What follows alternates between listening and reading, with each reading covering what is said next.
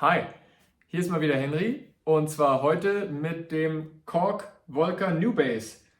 Ein Bass-Synthesizer, der ganz nah angelehnt ist an ein bekanntes Gerät aus dem Hause Roland mit 3 Ziffern. Und ja, er fällt sofort ins Auge und besticht durch seine blau leuchtende Röhre hier, diese Tube. Und damit kann man den Klang saturieren und den Bass noch boosten. Er hat auch einen Drive-Regler. Also damit kriegt man schöne Acid Sounds hin. Ansonsten kann man dazu sagen, es ist alles Plastik. Man sollte ihn nicht unbedingt runterfallen lassen. Man kann ihn mit Batterien betreiben. Er hat einen kleinen Lautsprecher, von dem man nicht zu viel erwarten sollte, aber immerhin. Und ansonsten, was die Eingänge angeht und Ausgänge, er hat MIDI-In. Damit kann ich ihn von extern sequenzieren, arpeggieren und sonst wie steuern. Er hat ein Sync-In und Sync-Out, auch für solche Geräte wie beispielsweise den Keystep Pro hier. Und er hat einen kombinierten Kopfhörer- und Audioausgang.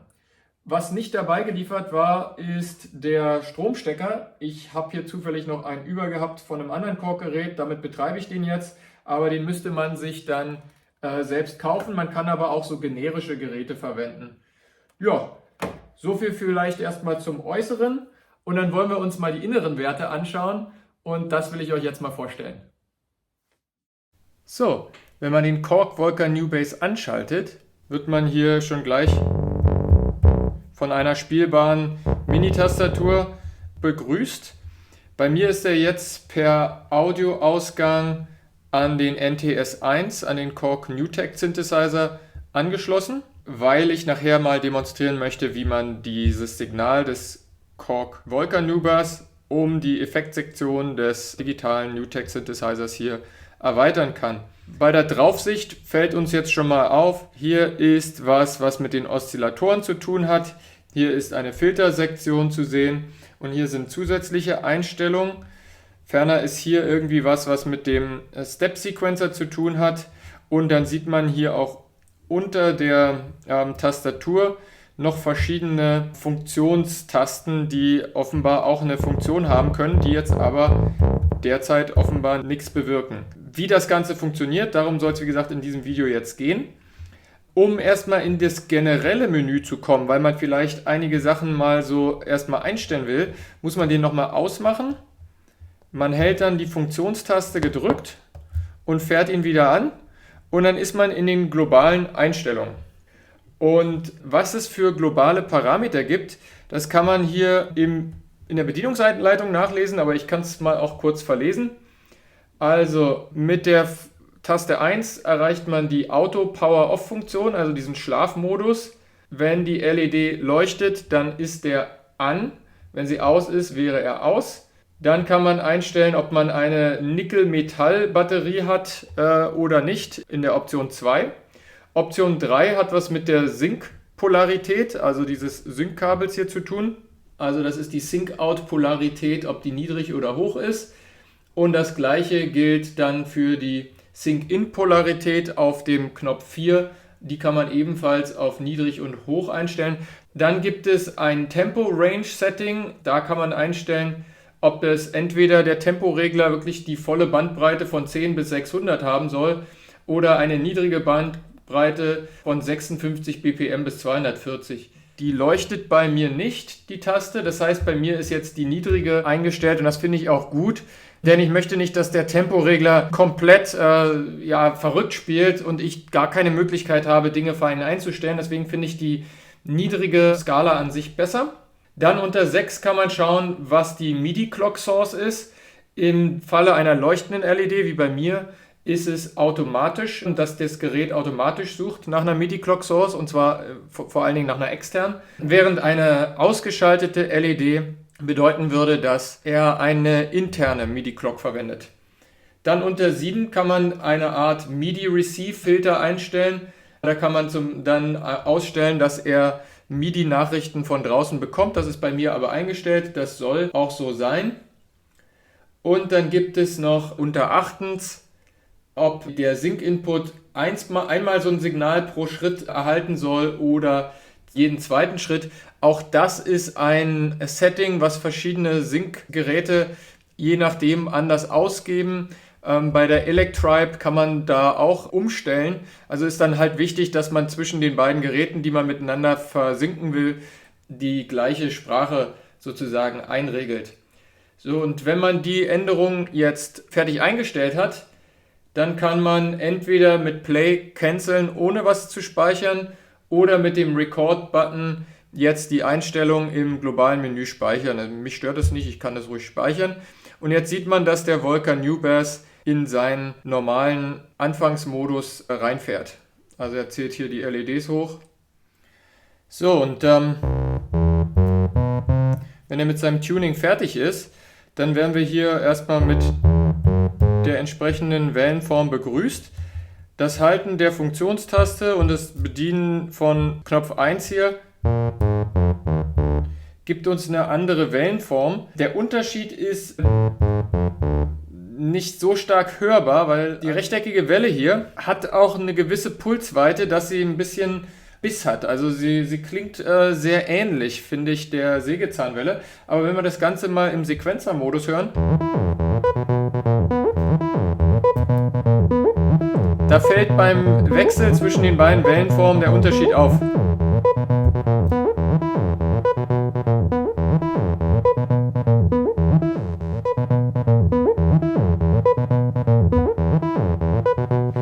Ich stelle mal hier bei Tone den Sound ein bisschen heller.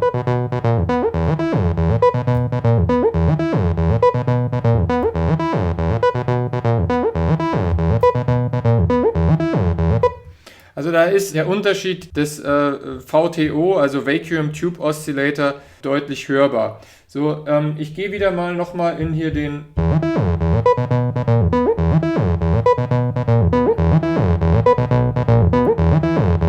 Step-Modus.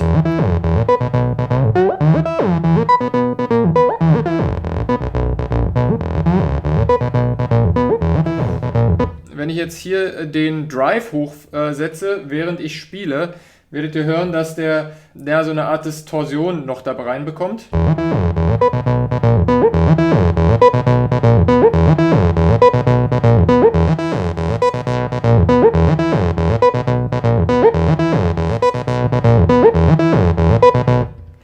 Und das ist im Prinzip jetzt erstmal das, was wir einstellen können rein an der Oszillatorsektion. Ich habe gerade eben schon ein bisschen mit dem Filter hier rumgespielt. Es gibt also einen Cut-Off-Regler, einen hier Peak bezeichneten Resonanzregler und dann Decay und einen Akzentregler, eine Hüllkurvenintensität und wie gesagt Attack und Decay. Was interessant ist, es gibt ein LFO auf dem Gerät, was dafür, dass das Gerät eigentlich klanglich sehr nah an der 303 dran ist, an der berühmten Roland TB303, ist also dieser Attack-Regler ein bisschen eine Besonderheit und auch dieser LFO. Und was man damit machen kann, da möchte ich jetzt mal hier drauf eingehen, am Beispiel wieder der Sequenz.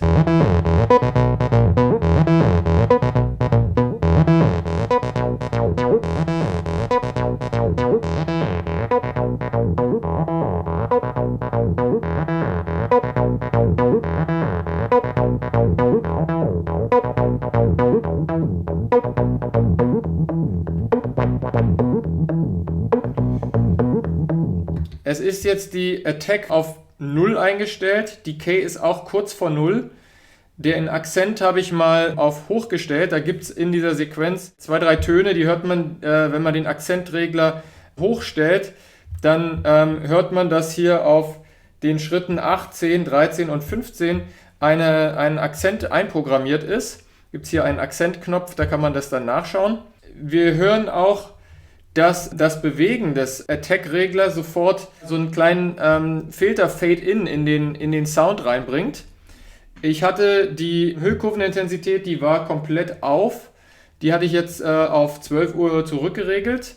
Und sowohl Filter, Cutoff als auch Peak stehen jetzt beide auch auf 12 Uhr. Ich gehe da mal von aus, dass es auf der Kamera nicht so gut zu sehen ist.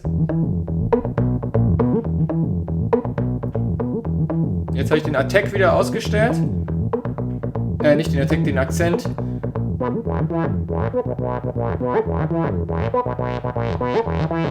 Und jetzt hört man hier, was das Reinfaden des Attack bewirkt.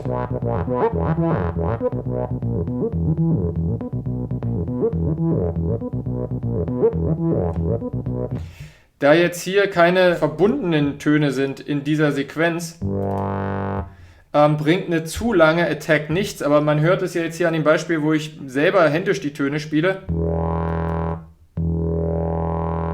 dass die Attack schon ziemlich lang ist. Also ich könnte sie jetzt schlecht in Millisekunden ausdrücken, aber mein Gefühl sagt mir, das sind ungefähr 2 Sekunden, vielleicht sogar 3, die Attack braucht, um dann den höchsten Level zu erreichen.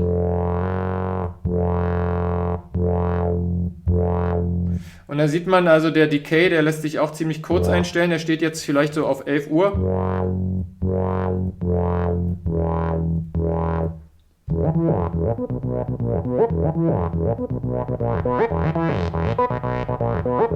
Und durch diesen Attack-Regler in Kombination mit der Decay merkt man kriegt ein paar Sounds hin, die man so jetzt vielleicht mit einer TB303 nicht hinbekommen hätte.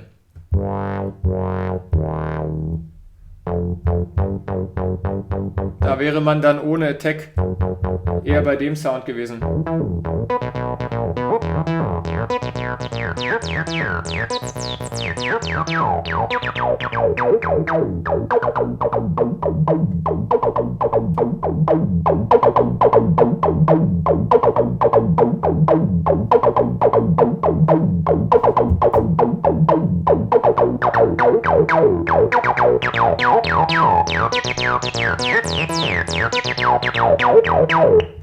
Also man merkt, mit allein dieser Voltage-Controlled Filtersektion kommt man schon sehr, sehr weit und sehr nah an den TB303 Sound ran.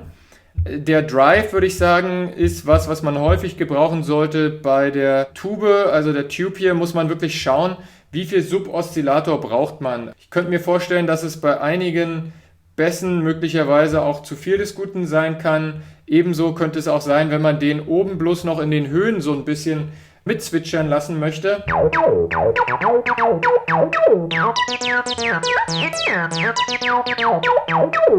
Dann ist auch die Frage, ob man wirklich unbedingt einen Suboszillator braucht.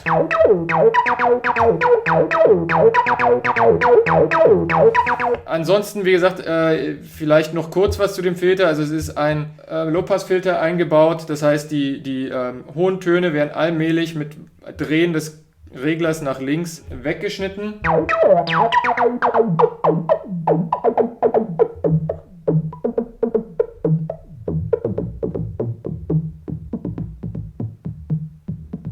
Und ganz links bleiben dann fast nur noch die tiefen Töne übrig. Und das lässt sich natürlich ein bisschen besser demonstrieren, wenn man den Pitch-Regler ganz nach unten regelt.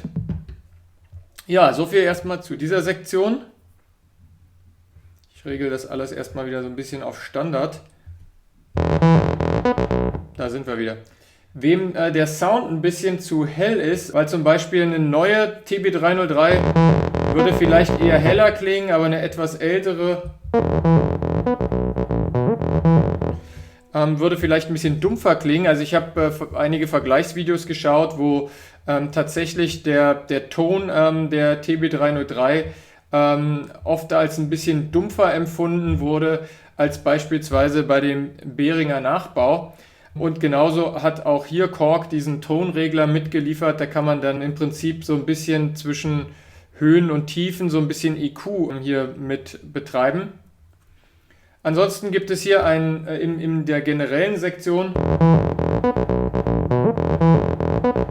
eine Möglichkeit, einen gewissen Swing einzustellen. Ja, so eine Art Unregelmäßigkeit im Rhythmus, die aber so eine Art menschlicheres Gefühl dann auslöst. Um die zu erreichen, muss ich hier den Funktionsknopf gedrückt lassen, sonst wäre es der Tempoknopf. Jetzt spielt er keine Rolle, weil wir einen externen Tempogeber haben, da hier Sync sowohl einmal verbunden ist mit dem Sync-Kabel als auch mit dem MIDI-Kabel. Aber Funktionstaste gedrückt halten. Hier sehen wir, wie viel Swing eingeregelt ist. Das Maximum ist 75. Ich gehe mal auf 45. Zu viel des Guten, oder?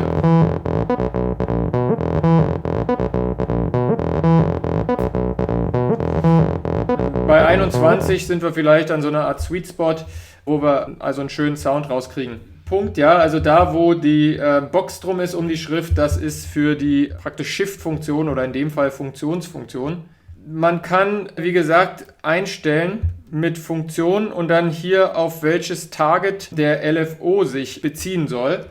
Ein LFO ist ein niedrigfrequenter Oszillator. Der kann euch die Arbeit abnehmen, praktisch automatisch bestimmte Knöpfe für euch zu drehen.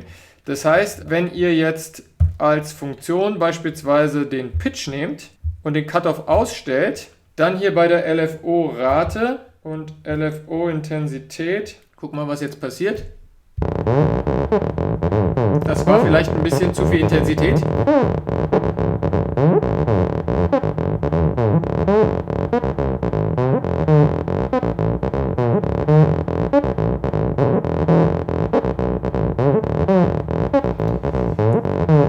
Ist jetzt sicherlich für diese Sequenz ein bisschen ungewöhnlich, aber ich mache es mal mit einer liegenden Taste, wenn ihr jetzt hört. Jetzt ist diese Pitch-Modulation per LFO ist an. Das gleiche geht auch mit Cutoff.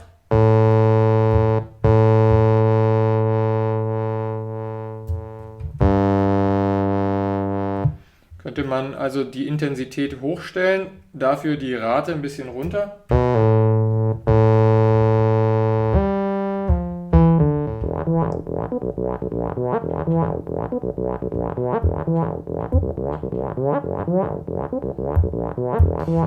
Also je nach Sound machen nicht unbedingt alle Einstellungen hier jetzt Sinn. Also man muss den LFO ja auch nicht zu häufig verwenden. Man kann den LFO auf den Beat sinken. Jetzt ist der Sync aus.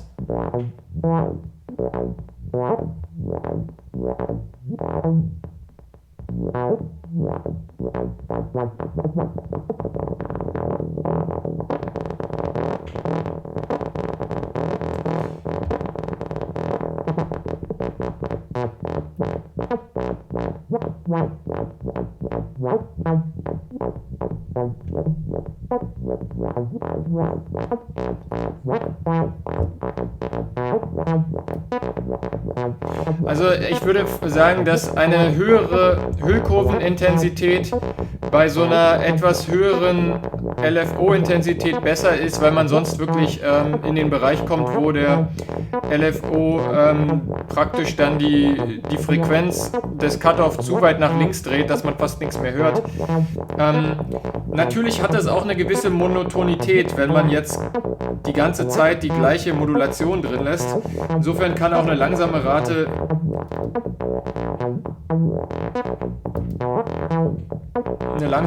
möglicherweise musikalischer sein.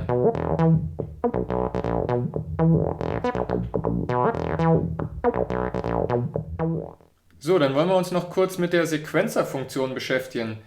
Also ich kann hier durch Drücken der Memory-Taste eine von den 16 mitgelieferten Sequenzen rauswählen. Ich nehme die 1, die hatten wir jetzt schon ein paar Mal gehört.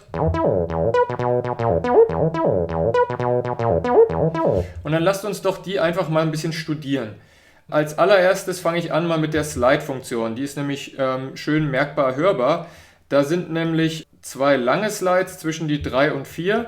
Und ansonsten kurze Slides auf die 1, 6, 10, 13 und 15 gesetzt.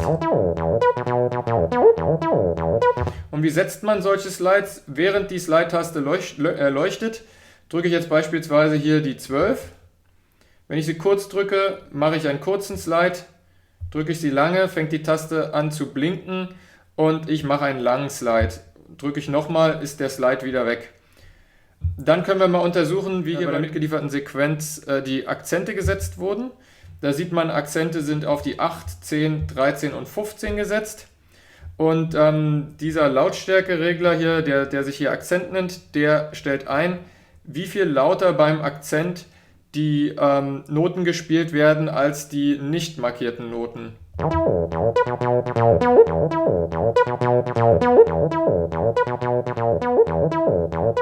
Jetzt ist kaum ein Unterschied.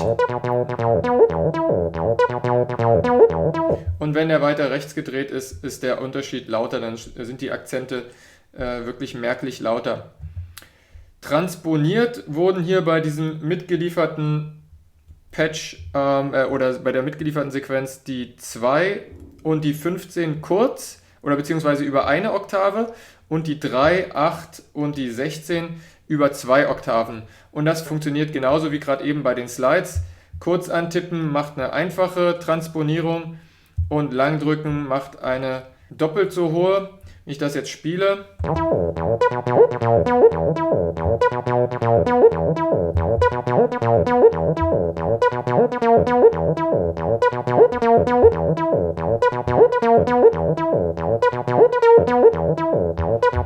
Also ich denke, das ist auch klar.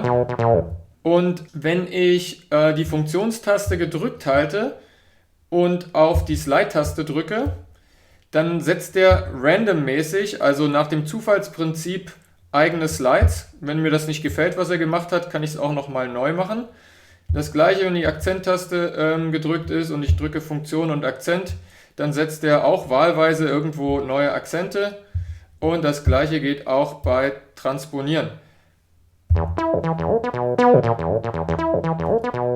Und da kann man so eine mitgelieferte Sequenz schon ganz schön verändern, indem man diese Zufallsfunktion verwendet. Dann gibt es hier einen Step Mode. Wenn ich in dem Step Mode bin, kann ich jetzt einfach Schritte aus der Sequenz muten. Also wenn ich sage, ich will die 4 nicht hören, die 9 nicht hören, von mir aus die 12 nicht hören.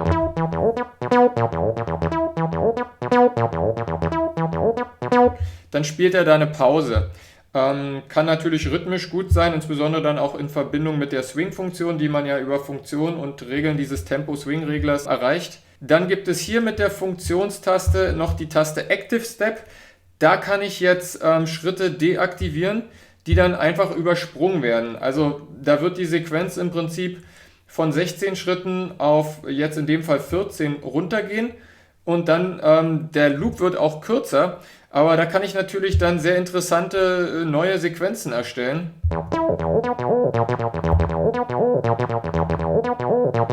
Wer sich mit dem Monolog-Sequencer oder Minilog XD oder Minilog-Sequencer auskennt, der weiß, man kann da einstellen, dass die Sequenz zum Beispiel 16, 15, 14, 13, 12 Schritte lang ist und kann hinten im Prinzip was wegschneiden. Hier ist das Interessante, man kann zwischendrin was wegnehmen und dadurch die Sequenz kürzen. Ich mache die aber erstmal alle wieder an. So, und dann bleibt eigentlich noch die Aufnahmefunktion zu erklären. Wenn ich jetzt hier mal wieder rausgehe, wenn ich auf, oder beziehungsweise wir machen mal bei Play, gibt es noch die Funktion Step Jump. Da kann man, während der abspielt,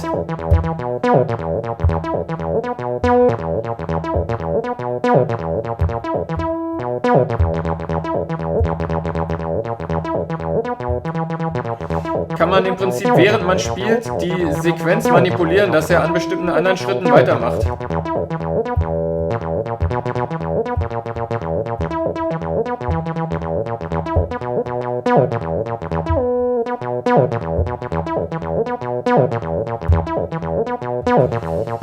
Muss man ein bisschen in der Performance ausprobieren, ob man davon Gebrauch machen kann. Ansonsten Aufnahme ist halt wie immer dieser Kreis hier. Und also es gibt verschiedene Möglichkeiten, so eine Sequenz hier einzugeben. Ich kann das über ein angeschlossenes MIDI-Keyboard machen. Ich muss dabei aber ein bisschen schnell sein, weil in dem Moment, wo ich die Taste drücke, geht ja schon die 16 Schritte durch.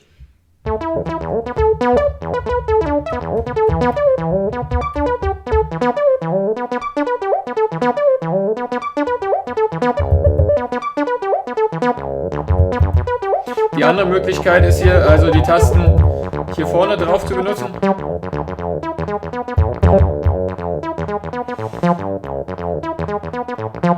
Was der Vorteil von einem externen MIDI-Keyboard ist, ich muss dann nicht so viel transponieren, weil ich im Prinzip mit den Tonhöhen des MIDI-Keyboards schon die richtige Tonhöhe dann hinbekomme. Also insofern finde ich es nicht verkehrt, so eine Sequenz auch von einem externen MIDI-Keyboard aufzunehmen.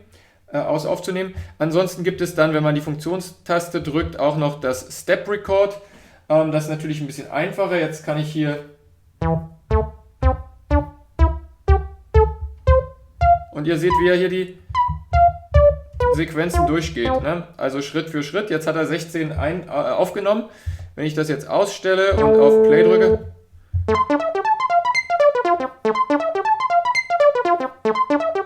dann ist diese gerade eben im Step Record aufgezeichnete Sequenz drin. Und wenn ich das Ganze jetzt speichern wollte, kann ich mit Funktion auf Write gehen und mir den Speicherplatz suchen, wo er es jetzt speichern soll. Könnte ich jetzt die 16 nehmen. Ich möchte jetzt mal in dem Fall nichts überschreiben, von daher lasse ich das so. Und jetzt könnte ich meine eigene Sequenz damit noch ein bisschen aufhübschen, indem ich hier random irgendwelche Slides setze und Akzente.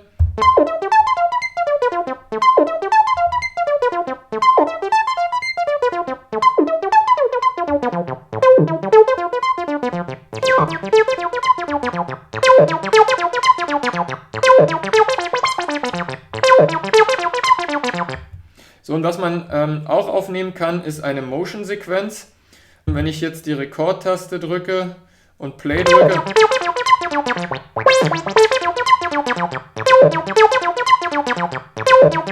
muss ich mal hier auf die Motion einstellen.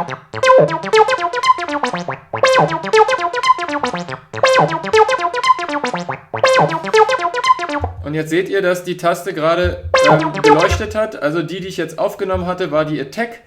Und die Motion-Sequenz der Attack ist jetzt hier mit aufgenommen worden.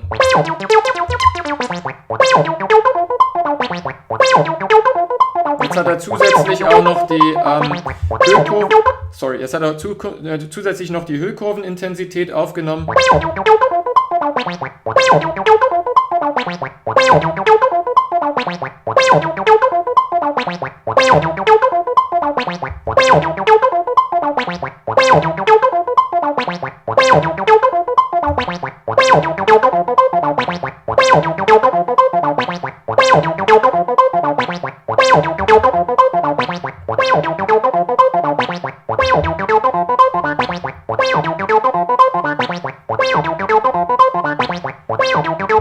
So, und dann merkt ihr schon, dieses Motion-Sequenz-Recorden der durchsichtigen Tasten ist an sich für die Modulation fast noch interessanter und macht die ganze Sache abwechslungsreicher, als allein jetzt der LFO dazu in der Lage wäre, weil es halt irgendwie ein bisschen mehr aus der Reihe fällt und nicht so vorhersagbar ist.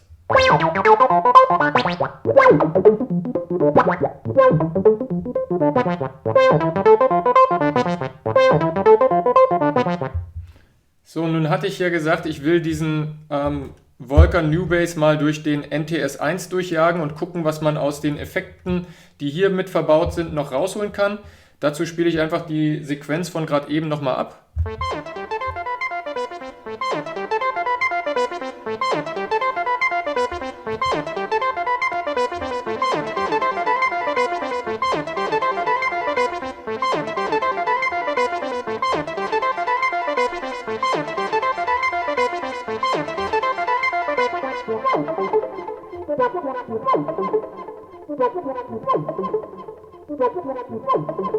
Ich stelle mal die Motion-Sequenz off.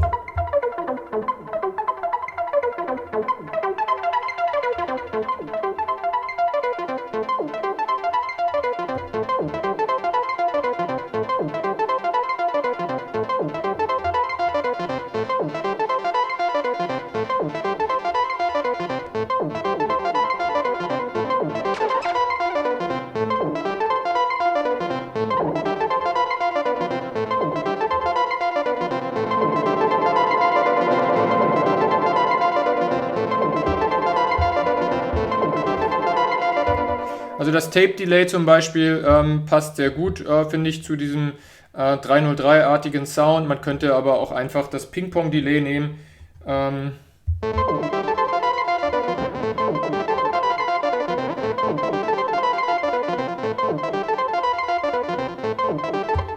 Ansonsten, wenn man das Delay mal ausstellt und stattdessen den Reverb nimmt, zum Beispiel Hall,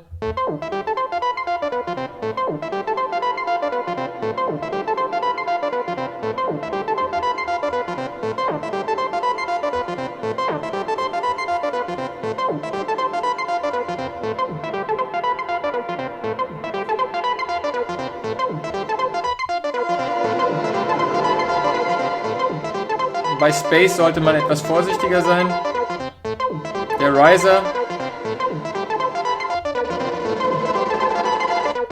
Submarine.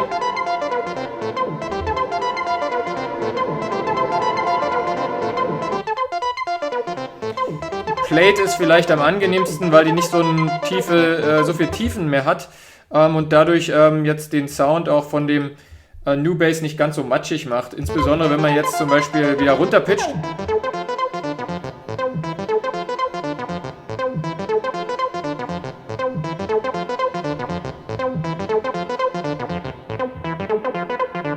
Man will ja nicht, dass das Signal dann so breich wird bei der Aufnahme.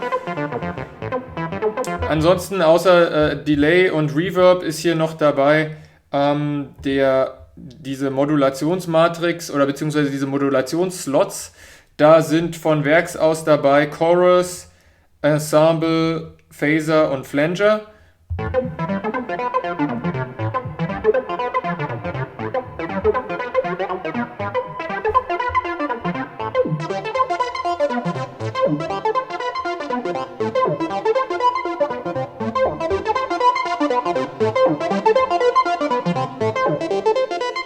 Der Phaser.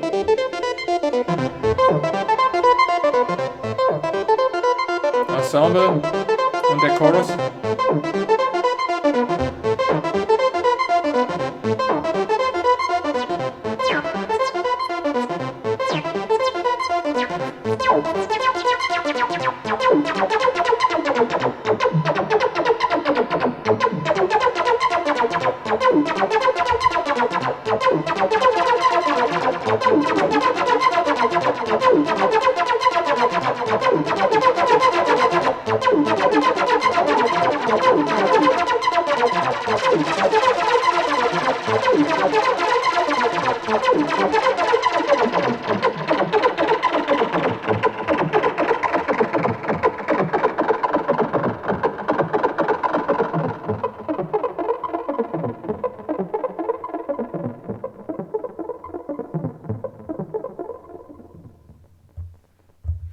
Ja, und das wäre dann praktisch eine externe Effektsektion, um den Nubass noch ein bisschen klanglich aufzubohren.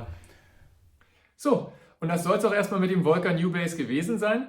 Ich hoffe, ich konnte eure Fragen alle beantworten. Wenn ihr noch welche habt, dann hinterlasst sie mir in der Kommentarfunktion. Ansonsten freue ich mich wie immer über jeden Daumen. Und wenn du ein Subscriber wirst, freue ich mich noch umso mehr. Ansonsten bis die Tage, macht schön Musik, macht's gut, ciao.